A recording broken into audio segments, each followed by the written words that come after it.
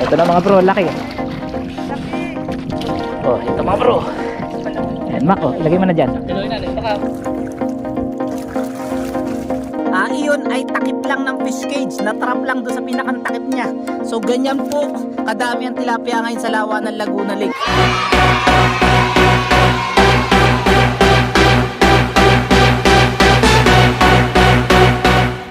Yo, what's up? Good morning sa inyo lahat mga bro. Mapagpalang araw sa ating lahat. Panibagong araw, panibagong vlog na naman tayo. At ngayong umaga ay narito ulit tayo sa laot.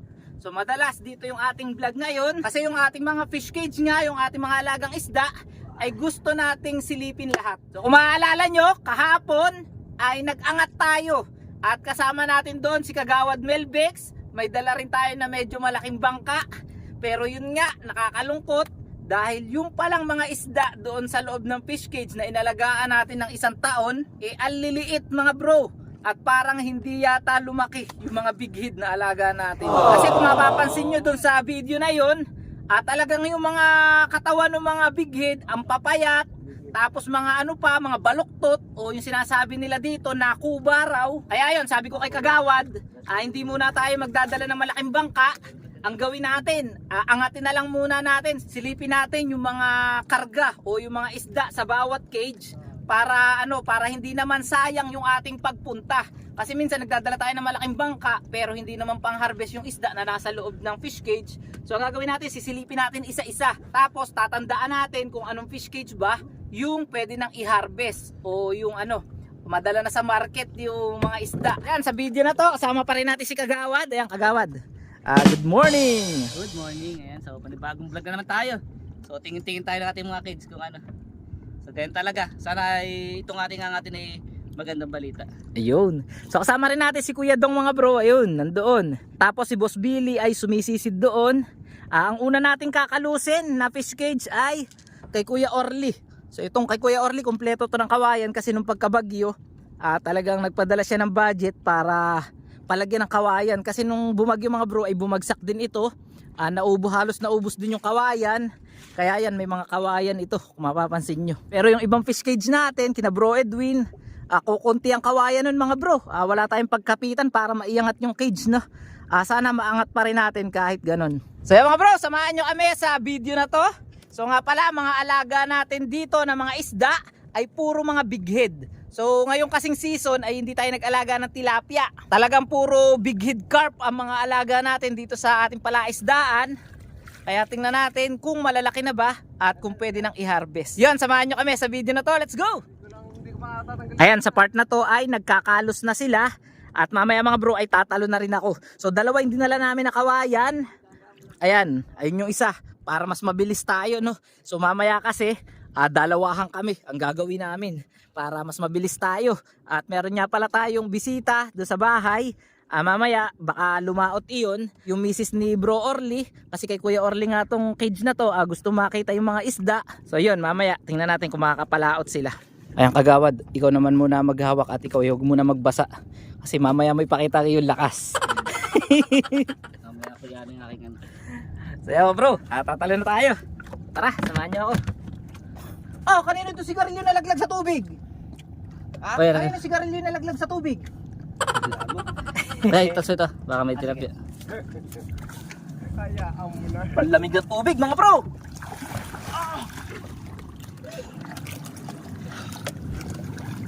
Sa part nga na to mga bro ay hindi tayo tatalon.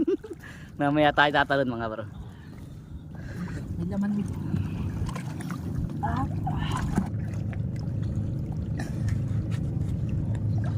Shout out! Mag-testing naman kami dito sa mga panghanap buhay namin kung mayroon laman.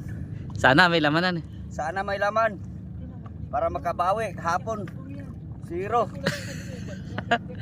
Wala kami na kahapon.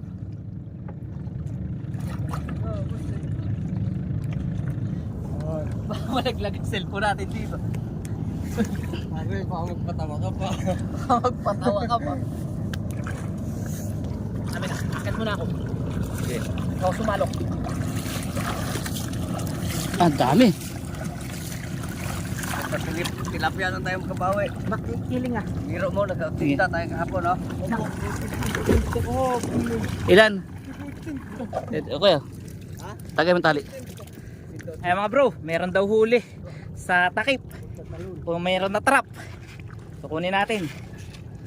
Mga tilapia. Yun, meron niya. Pare. Okay na, wala na, kawala na yun. Dito lang yan, nakitambay. Wala na. Boh, marami yan eh. Saka panlalaki.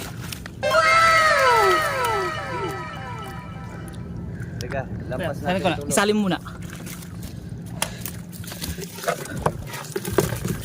Yun, mga bro, lalaki oh. Grabe pala ngayon sa trap.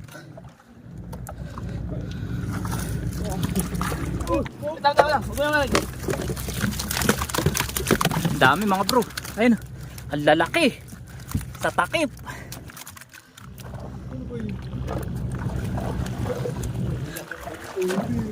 Kaya pala nagtalunan ng ano.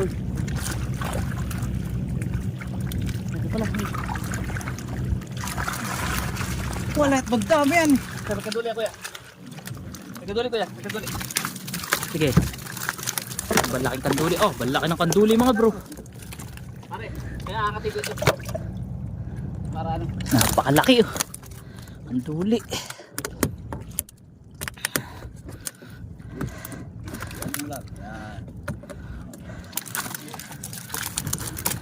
Tingnan nyo mga bro.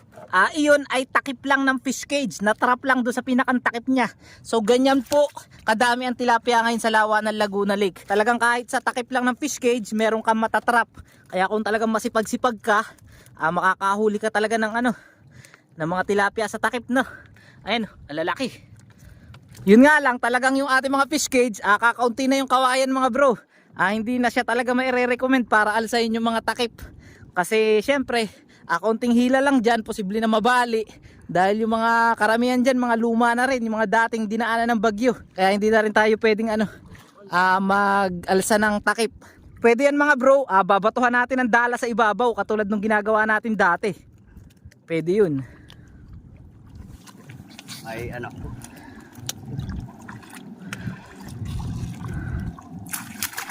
Ano yun? Bigid? Karpa. May karpa sa loob mga bro. So maganda lang mga bro, kahit papaano yung ating mga fish cage hindi mga nasira. Kasi yung iba talaga, karamihan sa mga fish cage nila, talagang nawala yung mga laman dahil sa bagyo. So tayo, pangatlong fish cage na natin ito na inaangat. Narito naman yung mga narito naman yung mga isda. Ano boss, pwede na ba? Pantakal ba? Para maliliit pa rin yan eh. Alanganin laki. Ba't kaya nagkaganyan ng mga bigidan eh? Ang tagal lumaki yan eh. So ito mga bro ay kasabay din nung inangat natin kahapon. So yun nga.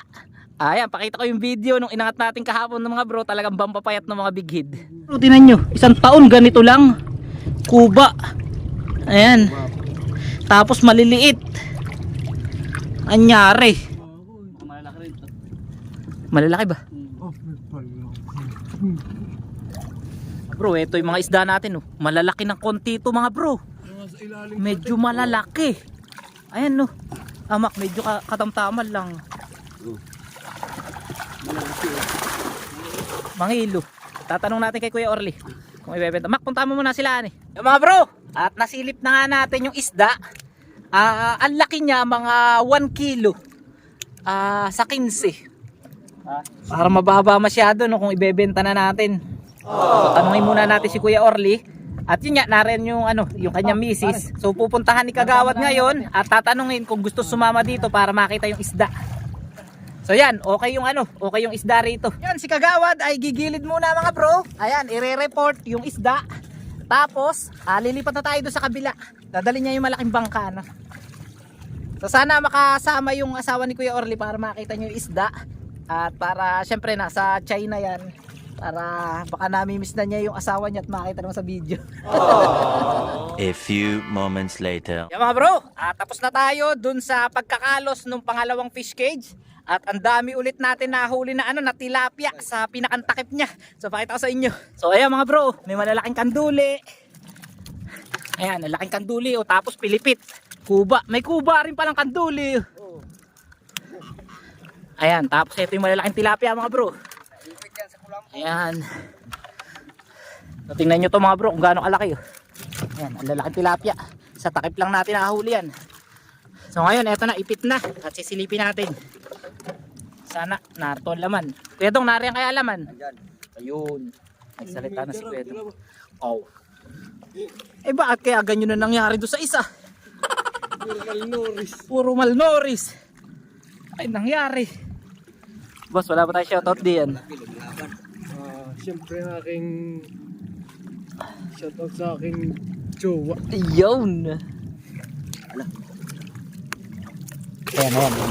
Ayun mga bro, ayun. Ayun na. Ayun, nakakita na si Kuya Dong. Ayun mga bro.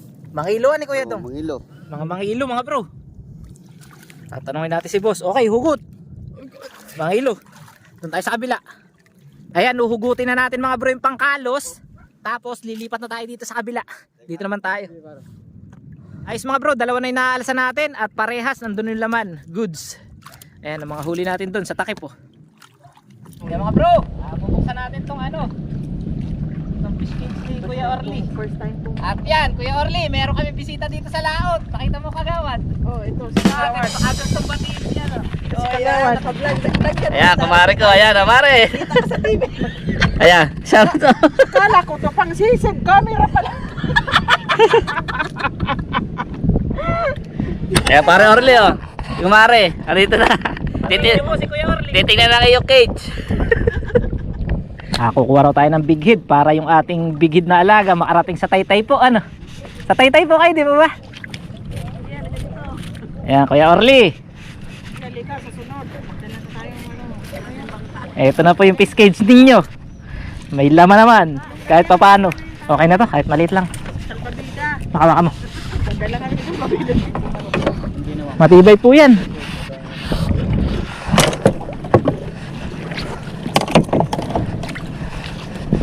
Pare, maangat na pare. Hangat ba? Ilalalim lang natin. Malalim din. Ito na mga bro, laki. Laki. Ilan po kukuhanin natin? Apat. Ito maliit itong isa. Balik natin ito sa maliit. Oh, ganito po yung bigit. Ito po yung ginagawang fishball. Oh, ganyan po. Ganyan isda. Ayan. Oh, ito mga bro. Ayan, Mac, oh, ilagay mo na dyan. Kiloy na, baka mahal sila. Ha? Ay, ano ba gagamitin mong bangka pa uwi? Yan din. Ay, dyan mo na ilagay. Para hindi na palipat-lipat. Tatalo-talo po ito. Okay lang po ba kayo malansahan? Okay lang. Isa po ito sa pinakamalansang isda sa... Para mo sa pinasarap. Wala po sa ano yan. Ito po ay mga 1 kilo na mare. 1 kilo po. Ang halaga po ng ganito, nagkakasugat. Ano yun yun? Nasa 20. Oh, hugutin na. Mare, Hugutin. ano pong, ano yun? Tatakala ba natin o ano? Masabi po natin si pare muna. Kung anong plano. Magkano? Isasabay na natin Mac sa ano? Mac, isasabay. Yan naman na. Ito po yung, ano, Sa 20 lang yata yung... masasakit 15. po ang ganito. Bamuran. Bamura nga. Pwede na po sa sasabay po natin ito sa ano. Okay, $1 sa bayan ito. Oh, isabay na natin. Oh, pwede yan. Oh, pwede nga. Bubunutin ko na ito. Oh, bunutin na. Para Para- din sa nasusugatan ng ano. At least narito naman na isda. Buhay na buhay po talaga. Masariwa. Mga bro, ito yung mga huli natin sa takip po. Kumakain po ba kayo ng kanduli? Tapos ang iba po. Ang isa Yan po ang paborito ng mga taga dito ngayon. Kawayan naman. Pag wala silang palakaya dito. Ayun na, ito po, yung mga ganto. Kumakain po ba kayo ng ganto? Sarap po yan. Oh, prito. Tapos yung sinigang sa ano po, miso. Ganyan. Kunin mo muna yung ano, yung merienda nila. Contra Brothers. Sa Kalapati. Makuhanin mo muna yung merienda nila. Ay, dudong yata kayo. Kami. Ay, ikot ka sa kabila. Tara. Sige. Opo. Direnda. Ikot na lang, Mare. Ikot na lang po, malayo. Ikot na lang po. Ganyan lang po kami dito. Gabi-gabi ko nandiyan kami sa kubo. Ay, kami natutulog? Ang gamit naman po namin pangingis dahil lambat. Yung panti po kung tawagin. Ay, parang dito sa mag-take lang siya rin po. Lagyan po ng kawayan bago bumagyo. Maglagapan. Kailan po umalis si Kuya Orly? Hindi na Nga po isang linggo. Hindi na bisita rito, ayan. Ito nung Martes, nung nakarang ano. sabi nga po. Mak, baka matusok si Ate. Isa kayo isasali nito. lang yan, sanay po siya. Kaya ko na yan. Kaya ko labanan. Oh, Mak. Oh. Ay, lalagay mo lang sana. Oh, kasi po gagamitin pa po namin yung salok ay. Tayo po na yung mara ito. Yung binisitay po namin lahat. Titingnan po namin lahat kung nangarin yung ano para pag-harvest po, dire-diretso na po. Kasi kahapon po, nalugin rin po kami gawa ng ano. Ay. Sana namin. Eh wala po laman. Ang liit po ng laman. Itatali ko na to. Kasi tali mo na. Ano, una na kayo. Sige po. Ayan Kuya Orly, binisita tayo ng mga taga-Taytay. Ayan po, shoutout po. Panoorin nyo po bukas. Nakita ko na isda mo, tatlo lang lumabas. Sige, ingat po kayo. Kaya mga bro, uuwi na sila. At nakita naman nila yung isda. Ayan, shoutout kay Kuya Orly. Nakakainan nandiyan sa China po si Kuya Orly. Ano? Nasa China. Ayan, shoutout kay Kuya Orly. So ngayon mga bro, itatali ko na yung ilalim nito. Dahil i-schedule na rin natin to para sa harvest na. Sa mga susunod na araw. So tatalon muna ako. So 2 fish cage yung itatali ko sa ilalim. So yan, huwag kayong maalis sa ating vlog mga bro. Ayan mga bro, nare na si Kagawad. At eto na yung pangatlong fish cage. Kukuhanin ulit natin yung mga nahuli natin sa sa takip. Tinatrap natin na. Diyan ba bukasan? Dito Hindi naman natin bubuksan. Eto mga bro, eto na. Ayun, nakahuli na tayong 2. Maliliit, kakunti rito. Oh, nakabalik po. Ay, marami. Ay, meron pa. Malalaki. Ayun. Lalaki na naiwan. Wala na. Wala na. Maliit. Okay na. Ito mga bro. Meron na naman. Ulam na. Ayun. Ayan. Ito naman yung sisilipin natin. Kung malalaki na ba. Ha? Merienda na ba kayo? Nagmerienda na ba kayo? Merienda muna tayo. Di pagkatin nga nito. Ano ko nagmerienda na kayo? Bang ginaw pa naman pag umahon. Sige, mas bilib. Ginaw na rin ay. Wala nga kami. Hindi ko naman itako. Mga bro, parang ayungin. Ayan ang balaking ayungin. Tripping ka. Nalat dito ng 12. Sa loob ng cage. Oo. Dapat 11. 11 nga magka dito sa loob. Sa loob 11 boss. Paglalaki din. Oo nga mga bro. Grabe, ang dami ng ayungin sa loob. Balalaki pati yan eh. Ginto ang presyo niyan mga bro.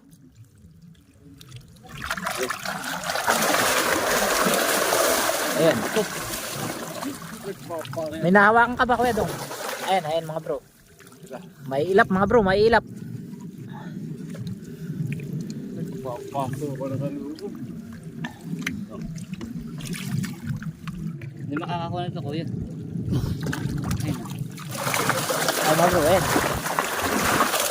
Pwede na rin. Pamarket na rin mga bro. 1 kilo mahigit. Ito kay Parvin na. Ayaw na dinawang ko. Sige. Okay na. Sige na, okay na. Okay na yun, 1 kilo mahigit. Parehas mga bro. Yung kay Kuya Orly, tapos yung dito sa pangalawa, tsaka dito. Pare-parehas mga bro. Merienda muna tayo. So meron tayong dalang kape roon, pampatanggal ng lamig, at tsaka mga tinapay. So ako, may kanin ako dito. Gusto nyo ba magkanin? Sinong gusto magkanin? Yan mga bro, ito yung ulam natin. Ayungin na steak. Ayungin steak. Ayun ang masarap na ulam dito mga bro sa laot. So kain tayo. Mga nag-almusal na pala to mga bro. Ako hindi pa eh. Nagbaon na lang ako.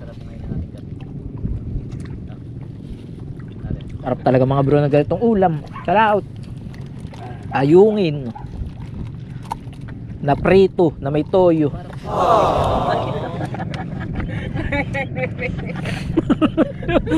Mga bro, nanginginig na si Barangay. Mga bro, nanginginig na si Boss Billy. Gagat-agat na kamay. Ah. Bal lamig ng panahon ngayon mga bro.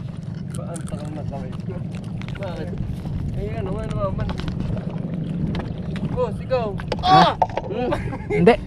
Ito lang ako. Ikaw magkakape. Hindi na. Pare. Paano Hindi nyo inuubos ang isang ano. Matapak pare. Nang away. Nakapagkape na ako ngayong umaga. Pare, magkaya mo dyan. Dito lagyan.